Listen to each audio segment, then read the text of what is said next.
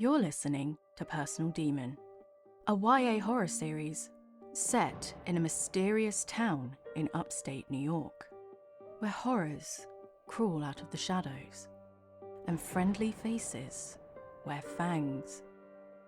In the upcoming episode, after a terrible mistake, Norah runs through the dark woods to escape, while Josh is left to deal with the bloody aftermath of her actions. So, turn out the lights, put your headphones on, because you're about to enter Hogarth.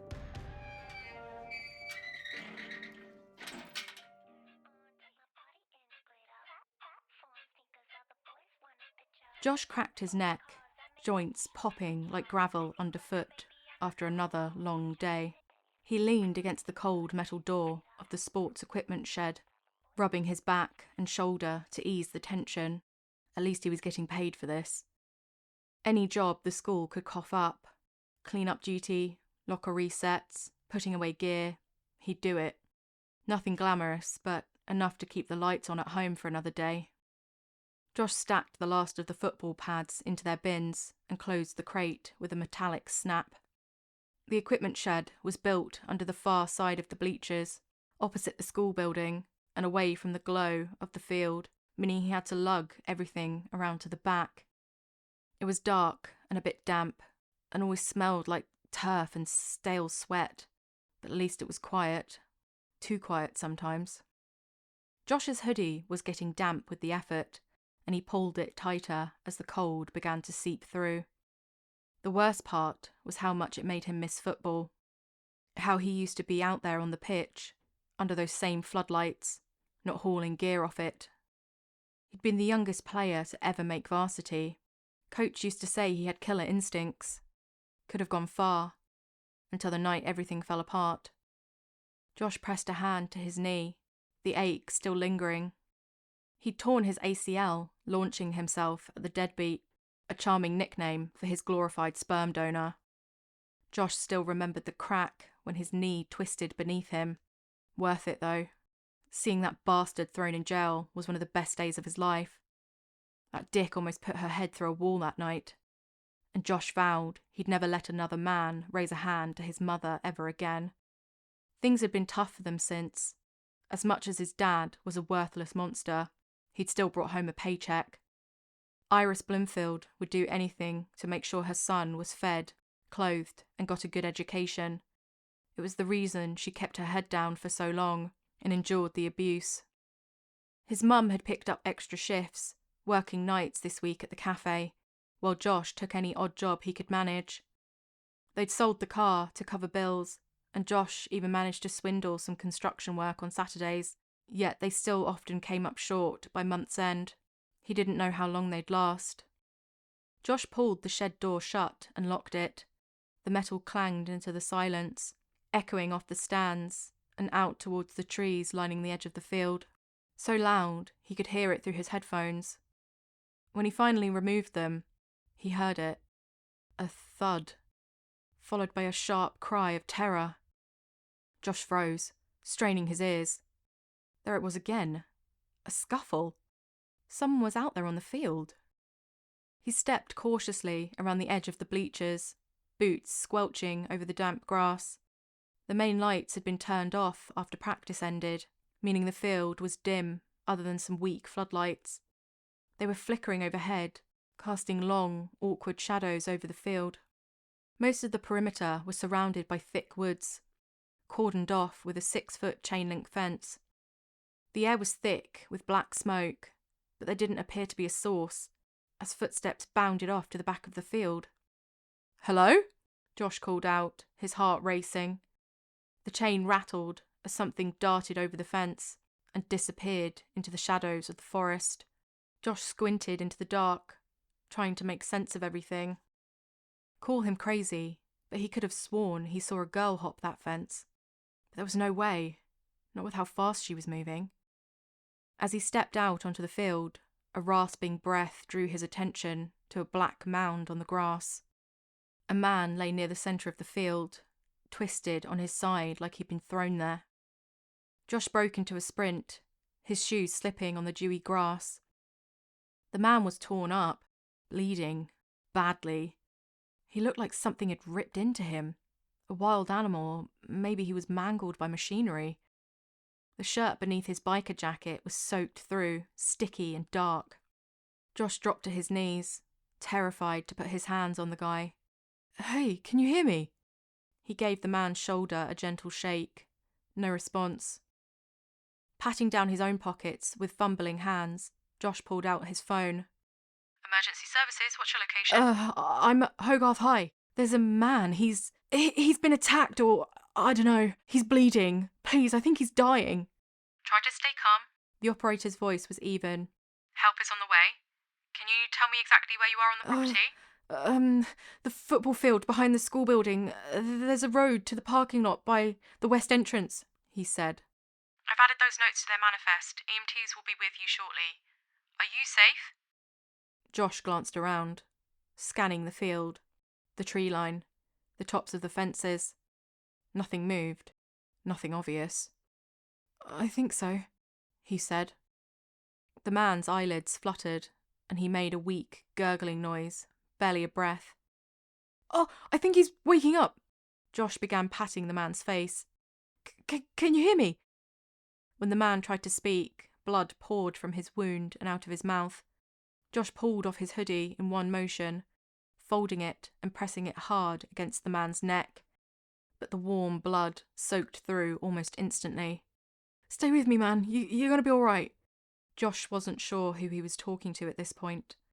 The man's eyes flickered open again, focusing on Josh for a second. It was a look of desperation he'd never seen up close before, as if the man was begging Josh to put him out of his misery. But Josh held on, even as his own hands grew slick. The operator's voice came back through the line. "The ambulance is en route. Estimated time, 5 minutes. Do you see anyone else? Any other injuries?" "I saw..." He almost mentioned the girl, but then he stopped himself. It sounded too crazy. Instead, Josh shook his head. "No, it's just us here." His mind was racing, jumping to mad conclusions.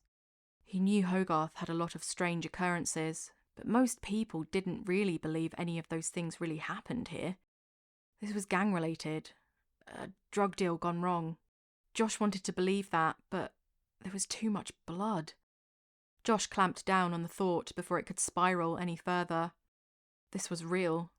He was here. There was a man bleeding out on the ground, and no sign of any sirens. "Tell them to hurry," Josh said. "I don't think he has much longer."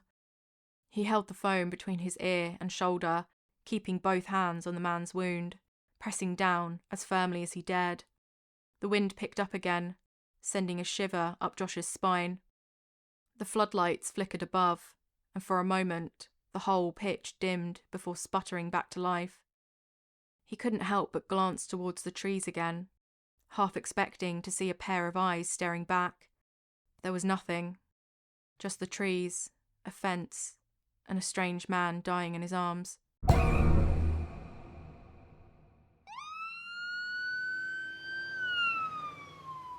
Norah sprinted through the woods with absolutely no idea where she was or where she was headed. After hitting several dead ends, she had to stop to catch her breath. She stashed herself in a dark place behind an old, petrified tree, and before she knew it, she was slumped on the ground. Norah ran her hands through her hair, only to realise they were caked in blood, causing the strands to stick to her fingers in a grotesque manner. She let out a wail of sorrow that didn't even sound human, trying to rub the blood and dirt from her hands to no avail. She'd only been in town a day, and had already found a way to spectacularly screw things up. Norah tried to force herself up, but her legs were like jelly, and she ended up back on the ground. Maybe she'd never be able to get back up, and she could just die there, and then everyone's problems would be solved. The thing Norah was most afraid of, most disgusted by, was that some sick part deep down inside of her liked all of this. The pain and the chaos. It fed something dark and evil deep within her. It was the same feeling she got whenever she heard other people's thoughts. This sick, sadistic desire to goad them, to twist the knife and push them to embrace their darkest impulses. It was what caused her to go off on Hallie, to say awful things to her mother. She was a bad person, a monster wearing a human face, only capable of bringing misery and ugly death to everyone around her. Smoke licked the edges of her eyes again, but Norah wasn't sure she had the energy to keep fighting it. She was brought to her senses by the sound of sirens blaring somewhere behind her, all but sliding down the steep, rocky incline to escape them. The further she went, the more the branches clawed at her face and arms, as brambles tangled around her ankles, causing her to slip on the mossy earth. The air was damp and thick with the stink of pine sap and rot, each breath inhaling the freezing night air in ragged gusts. Moonlight shattered into broken beams, trying to break through the thick canopy above, and trees pressed in on her from every side, as shadows twisted like skeletal arms reaching out to drag her under. Her mind was spiralling through every horrible thing she'd done that day. Norah could feel it pulsing beneath her skin like a parasite, feeding off her panic. Stepping on loose ground, she lost her footing, and Norah went skidding further down the incline until she slammed into a road marker. Her shoulder cracked against it, and she yelped in pain, then laid there dazed, staring up at the stars above. Norah lay there disorientated. Her shoulder was throbbing, but there was no time to stop. She forced herself up and stumbled into the road, just as a white sedan came around a bend and dazzled Norah with its headlights. The startled driver attempted to brake, but the distance was too short, and the car struck Norah, throwing her over the hood and then slamming onto the hard road surface. The driver, a gentle-looking man in his 50s, hopped out with a look of utter terror on his face. He froze in shock at the sight of a young girl, filthy with blood, rolling around on the ground in pain. "Oh, my lord, don't panic, miss. I'll call an ambulance," he said, rushing to his car to grab a cell phone. No! Norah bellowed, an inhuman sound shattering the air as she sent him skidding backwards along the road with a mere thought. The man sat up, uninjured but petrified, confused how he'd been flung like a rag doll. With terrible effort, Norah pushed herself up onto her feet. She could barely move her arm, which hurt so badly she thought it must be broken, swinging like some useless dead weight by her side. "Miss, you shouldn't move." The man hopped up to help Norah, only for her to buffet him back again, albeit less violently. "Stay back, please!" Norah's arm was searing with pain, and she just wanted to get away. "I'm not going to hurt you," the driver said earnestly from the ground. Norah scoffed, shaking her head. "It's not me I'm worried about." She ran off into the woods, as the old man kept calling after her, but his voice was soon swallowed by the trees. Beneath her feet, the underbrush cracked and slithered, unseen things rustling through the foliage as if drawn to her scent. The trees here were older, denser, and the wind moaned low through the canopy. Every step was agony, but Norah didn't dare stop. She no longer cared about the pain. She needed to get gone. Thanks for listening. In the next episode of Personal Demon, when Hallie fails to set up a secret encounter with Ravi, she instead meets a bloodied stranger who plunges her night into unsettling chaos. New episodes every week. Subscribe so you don't miss out on whatever strange horror will be landing in Hogarth next time. If you're enjoying the show, leave a review. Or better yet, let us know your theories about the source of Norah's dark and mysterious powers. Want to know more about the spooky world of Personal Demon? Go follow us on social media or check out our website. Links are in the description. See you next time. Maybe she was never meant to be good.